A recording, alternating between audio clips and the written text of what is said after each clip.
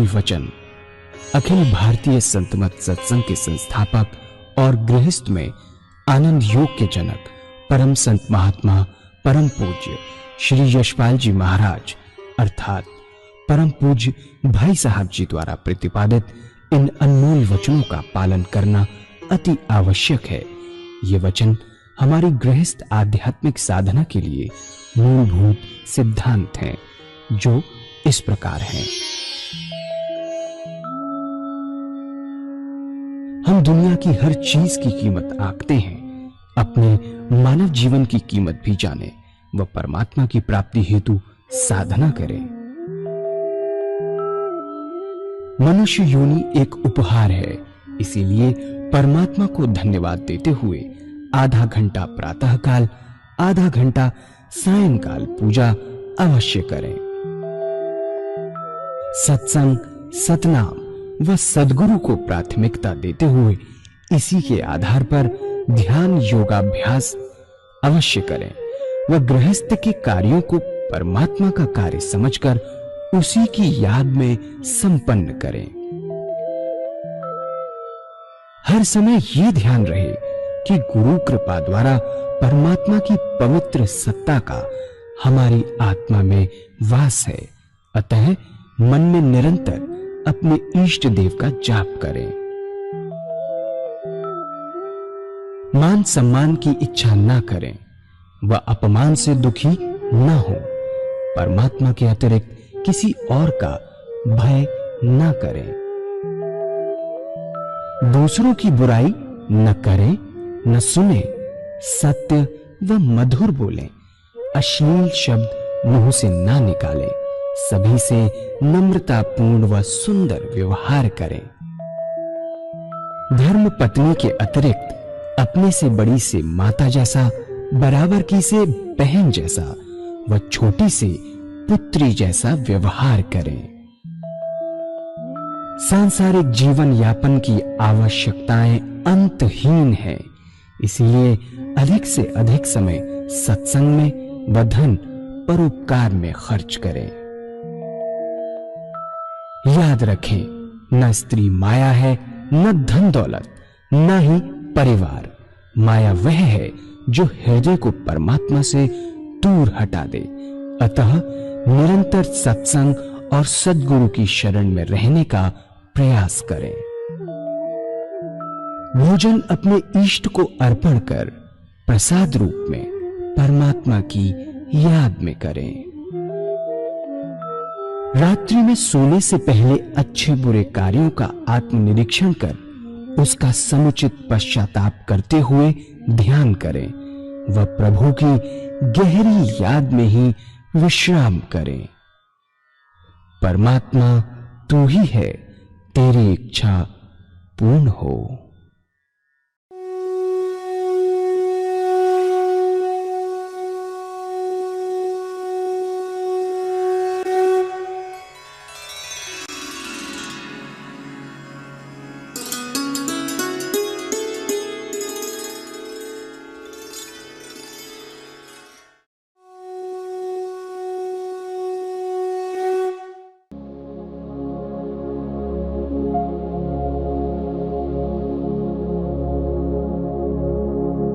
जय सद्गुरुदेव जय पद शरणं श्रेयस रूप चरणों शरणं।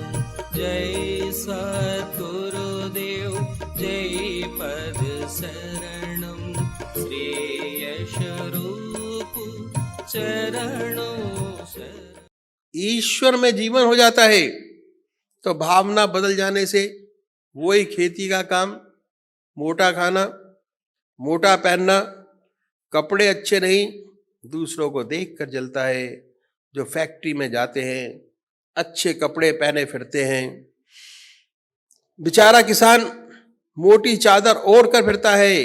कभी कभी ईर्ष्या पैदा होती है, हम तो इतनी मेहनत करते हैं और ये हाल।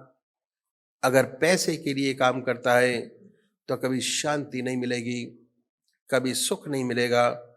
अगर यही भावना बदल गई कि मैं तो बड़ा परोपकार का काम करता हूं, भगवान ने बड़े महत्व का काम सौंपा है, कितना सुख पहुंचेगा उसे। और जहां ये ख्याल पैदा हुआ कि ईश्वर ही करता है, मैं नहीं करता, तो फिर कहने ही क्या। वही कर्म है, बंधन में बांधने वाला था, और अब वही कर्म परमात्मा से मिलाने वाला हो गया। यदि 70% किसानों का जीवन बदल जाए तो देश की काया पलट जाए। दूसरा बड़ा तबका बिजनेसमैन, व्यापारियों का। इनमें 2% व्यापारी तो ऐसे हैं जिनके पास समय का अभाव है, समय ही नहीं है। सुबह से उठ के रात को 10 बजे तक इतनी पैसों की बारिश होती है कि गिन नहीं सकते। बोरियों में भरा और फेंक दिया, ये नहीं जानते कि कहां खर्च करें, कैसे खर्च करें। लेकिन उनकी जिंदगी क्या है, सुबह से उठते हैं रात तक इतना व्यस्त जीवन कि खाने की फुर्सत नहीं, और अधिक काम करने की वजह से इनकी सेहत इतनी नाजुक हो जाती है कि इन्हें खाना भी मुश्किल से हजम हो पाता है। जीवन का इन्हें कोई सुख नहीं। बस शाम को इन्हें इतना पता चल जाता है कि 1 के 2 हो गए, 1 के 10 लाख हो गए, इतना बढ़ गया। वैसे हम सोचे कि हमारे देश में जिनकी 25-30 हजार माहवार की आमदनी है और सब प्रकार संपन्न है, और अधिक की क्या आवश्यकता। मेरे ख्याल से तो ये व्यापारी जिनकी तृष्णा का अंत नहीं, कर्जदार पैदा हुए, पहले जन्म में इन्होंने कर्ज लिया था, इनके जो बच्चे हैं असली सुख वो उठा रहे। किसी के पास 2 कार, किसी के पास 3 कार, किसी को अशोका होटल, किसी को ताज होटल, ऐश वो करते हैं। सुख उस पैसे का उनके बच्चे उठा रहे हैं। उस बेचारे को तो चिंता है इनकम टैक्स की, सेल टैक्स की। तो एक कर्जदार थे, अब कर्ज चुका रहे हैं उनका, जो इनकी संतान बनकर आए हैं। लेकिन ऐसे लोगों के लिए भी इन संतों ने बड़ा प्यारा रास्ता बताया कि अगर कोई काम ऐसा है जो बार बार करना पड़ता हो तो काम बन जाए। अगर आपका शॉपिंग सेंटर है, वहां आप बही खाता लिखते हैं, तो जब बही सामने आए तो कहिए ओम, लिख डालिए तो कहिए ओम। इस तरह भगवान की याद हो आएगी। अगर कैश गिनने का काम है तो हाथ में कैश लीजिए तो कहिए ओम, गिन के डालिए तो कहिए ओम। अगर 1000 बार गिना, 2000 बार परमात्मा का नाम, और जो 2000 बार परमात्मा का नाम लेगा उसे हमेशा ख्याल रहेगा। बाकी जो बिजनेसमैन है वो अपने, ऐसा तो है नहीं कि हर वक्त ग्राहक रहता है, कभी होता है कभी नहीं। आप अपनी दुकान पर जाइए, बड़े प्यार से सामान ठीक कीजिए, सफाई कीजिए, धूप दीप जलाइए, बड़े प्यार से ईश्वर की याद में लग जाइए। और जब ग्राहक आ जाए तब भगवान की याद को छोड़ दीजिए, ग्राहक से लग जाइए। जब ग्राहक संतुष्ट होकर चला जाए तो फिर ईश्वर की याद में लग जाइए। बेकार गप्पों में अपने जीवन का लाभ पर समय खराब ना कीजिए। या तो काम कीजिए या ईश्वर की याद। फिर ग्राहक आ जाए तो आप ईश्वर की याद को छोड़ दीजिए। इस तरीके से जब आप खाली हों, ईश्वर में, परमात्मा में अपने मन को लगाइए। अगर आप ऐसा करेंगे, 12 घंटे दुकान पर रहते हैं, 8 बजे सुबह से रात्रि 8 बजे तक, तो भोजन वहीं करते होंगे। ये समय तो ईश्वर को देना ही है। उसके बाद आराम भी करते होंगे।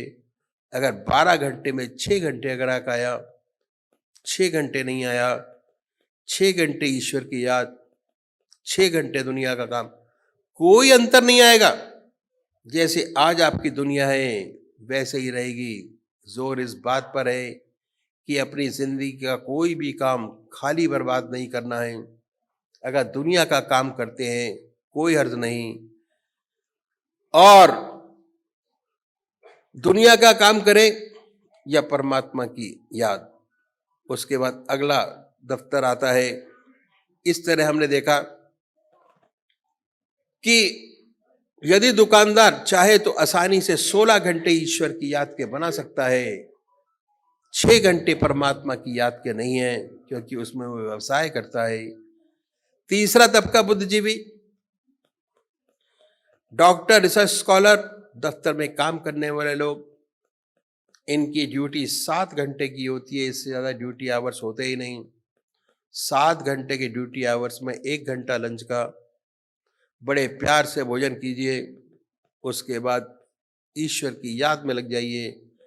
जैसे ही भोजन सामने आए उसी की याद में भोजन करिए, बड़े आराम से कुर्सी पर लेटिए, आंख मीचिए, ईश्वर की याद कीजिए। अगर ऐसा करेंगे तो दिमाग इतना रिफ्रेश हो जाएगा कि लंच के बाद जब दोपहर में काम करेंगे थकान महसूस नहीं होगी। 15 मिनट दोपहर के बाद चाय का, दोपहर से पहले भी 15 मिनट चाय का, आधा घंटा ईश्वर को बड़ी आसानी से दिया जा सकता है। इस 7 घंटे में से ईश्वर की याद बड़े आराम से 1.5 घंटा कर सकते हैं। फिर ऐसा तो नहीं कि हमेशा काम रहता है। बहुत से दफ्तर ऐसे होते हैं जहां हमेशा काम लगा रहता है, लेकिन अधिकतर जगह ऐसी होती है जहां हमेशा काम नहीं होता। आप सुबह दफ्तर जाइए, अपने मित्रों से प्यार से मिलिए, कोई चुटकुला हो तो याद सुना दीजिए रीडर डाइजेस्ट का, ताकि सब खुश हो जाए। जब सब खुश हो जाएं, अपनी सीट पर आइए, अपना काम कीजिए, उसके साथ काम खत्म हो जाए, भगवान की याद कीजिए आंख खोलकर।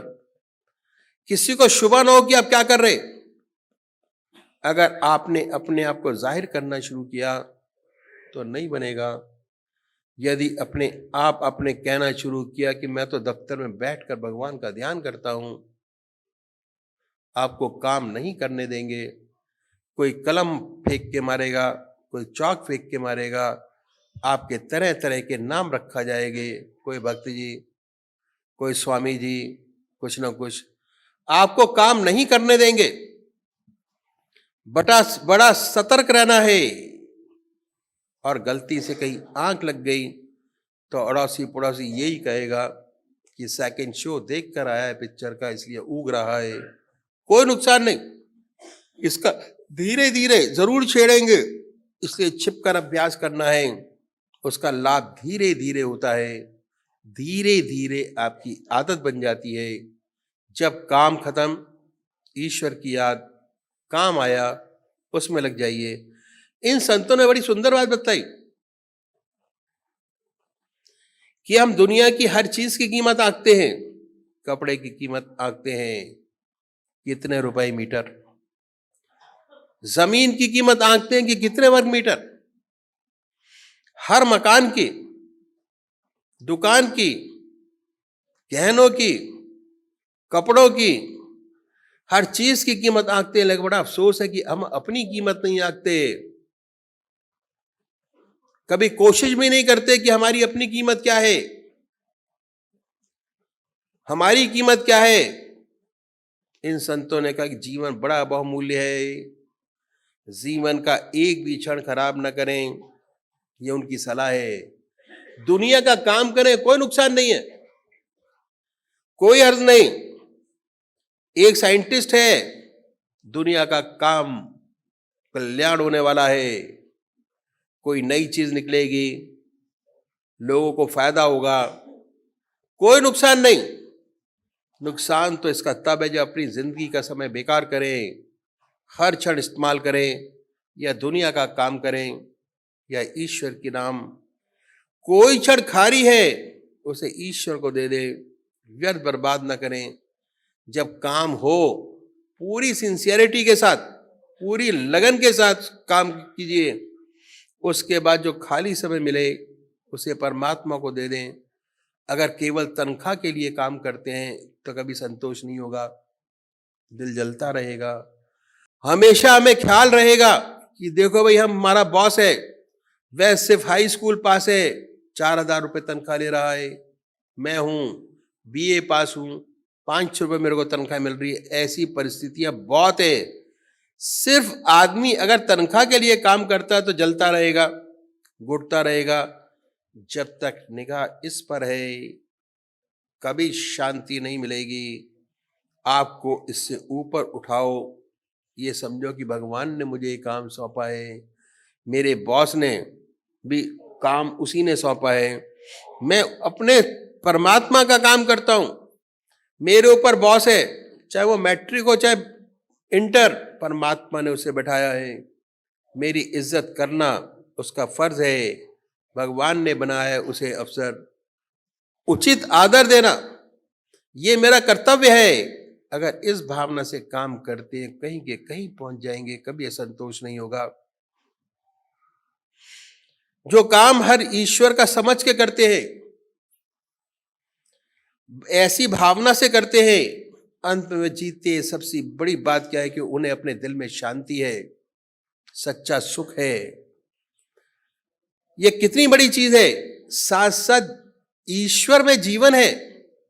अगर परमात्मा ने की याद बनी है तो सोने में सुहागा है, धीरे धीरे जीवन मुक्त अवस्था की ओर दौड़ रहा है, एक दिन उसे प्राप्त कर लेगा। उसका सच्चा आदर्श एक दिन उसको प्राप्त हो जाएगा। उसे हर काम में बड़ा अंतर आता है। इस प्रकार हमने देखा कि जितने बुद्धिजीवी है ज्यादा से ज्यादा 6 घंटे या 8 घंटे काम करते हैं, इससे ज्यादा तो होता नहीं। यदि 24 घंटे में से 8 घंटे घटाएं तो 16 घंटे बचते हैं। इस प्रकार वह प्रयत्न करें। 16 घंटे बड़ी आसानी से अपने बना सकता है। 16 घंटे ईश्वर का ध्यान, 6 घंटे दुनिया का काम। उसके बाद आते हैं हम देवियों पर। देवियां जिन पर घर चलाने की जिम्मेदारी है, उनके 2 काम हैं। सबसे बड़ी बात, घर में एक भोजन बनाना और दूसरा भोजन कराना और दूसरा बच्चों की देखभाल करना। ये 2 खास काम हैं। पहले जमाने में जो हमारी माताएं थी, जब भोजन बनाती थी ईश्वर की याद में बनाती थी। उन्होंने नियम निश्चित किए हुए थे कि नमक डालती तो ये बोलेंगी, जब पानी डालेंगी तो ये बोलेंगी। नमक डालती तो कहती सीताराम की रसोई, सीताराम यज्ञ होई। ये जो बना रहे हैं ये यज्ञ के लिए बना रहे हैं। इससे भगवान को नैवेद्य चढ़ाएंगे, सब लोग भगवान का प्रसाद पाएंगे। ऐसी सुंदर धारणा से भोजन बनाती थी कि हर समय ऐसी सुंदर भावना कि हम भगवान के लिए बना रहे हैं। पहले भगवान को नैवेद्य चढ़ाएंगे, अर्पण करेंगे, सब लोग भगवान का प्रसाद पाएंगे परमात्मा की गहरी याद में। अब भोजन का मन पर बड़ा भारी असर पड़ता है। भोजन किन विचार में बनाया जा रहा है, किस भावना से खिलाया जा रहा है, इसका मन पर बड़ा भारी असर पड़ता है। क्रोध में कभी भोजन नहीं बनाना चाहिए। अगर क्रोध आ रहा है तो भोजन बनाना बंद कर दीजिए, कोई नुकसान नहीं। शांत स्वभाव से भोजन बनाइए। यदि गुस्से में बनाएंगे तो जो उस भोजन को पाएगा उसमें क्रोध पैदा होगा, कलह पैदा होगी। प्रेम और शांति के साथ भोजन बनाया जाए। हर काम भोजन बनाने का ईश्वर की याद में करिए, परमात्मा की याद में करिए। भोजन तैयार हो जाए तो भगवान को भोग लगाइए, उसके बाद ईश्वर की याद में खिलाइए। ऐसे भोजन को जो पाएगा उसके हृदय में राम नाम अपने आप जागृत हो जाएगा। भोजन बनाने का कोई भी काम ऐसा नहीं है जो ईश्वर की याद में नहीं किया जा सकता हो। सब काम भगवान की याद में कर सकते हैं। दूसरा काम बच्चों को रखना। बच्चों को ही मारना नहीं चाहिए। जो सजा देते हैं, बहुत गलत काम करते हैं, नहीं करना चाहिए। तो दूसरा बड़ा काम बच्चों को रखना। बच्चों को रखने का काम बड़ी जिम्मेदारी का है। अगर शुरू से ध्यान पूर्वक किया जाता है तो ठीक रहते, अगर नहीं किया जाता तो मुश्किल हो जाती है। सबसे बड़ी बात यह है कि छोटे बच्चे की मां उसको ये समझे कि बाल स्वरूप भगवान है। बाल भगवान समझकर वस्त्र पहनाए, बाल भगवान समझकर उनको नहलाए, बाल भगवान समझकर उनको भोजन कराए, बाल भगवान समझकर उसको लोरियां देकर सुलाए। एक तो ऐसी देवी का हृदय परमात्मा में लगा रहेगा, दूसरे ऐसे प्यार से जो बच्चा पलेगा वो आध्यात्मिक धुरंधर होगा। हम देखते हैं इतिहास में उनकी माता का उनको बनाने में बड़ा हाथ रहा, ये बात सच है। जो संस्कार माँ बचपन में डाल देती है वे संस्कार अमिट होते हैं। अगर ऐसे बच्चों को रखेंगे बड़ा कल्याण होगा।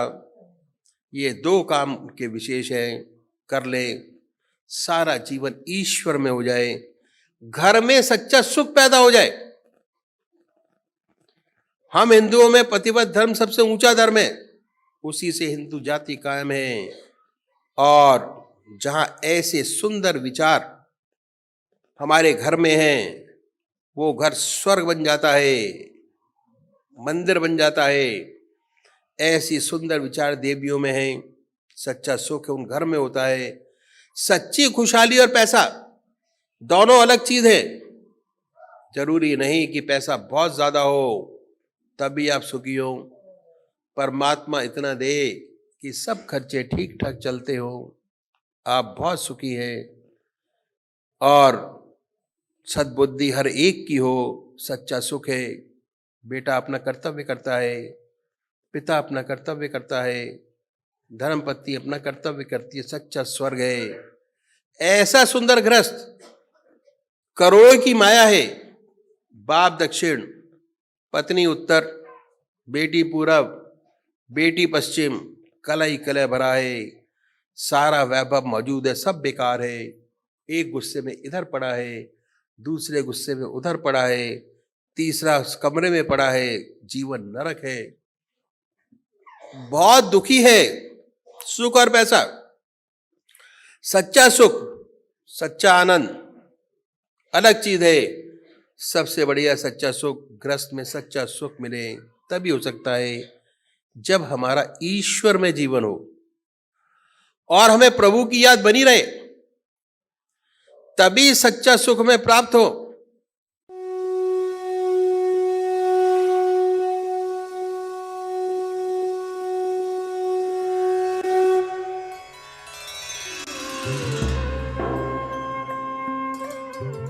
ध्यान योग के कार्यक्रम आनंद योग से निशुल्क जुड़ने के लिए संपर्क करें 9810239677।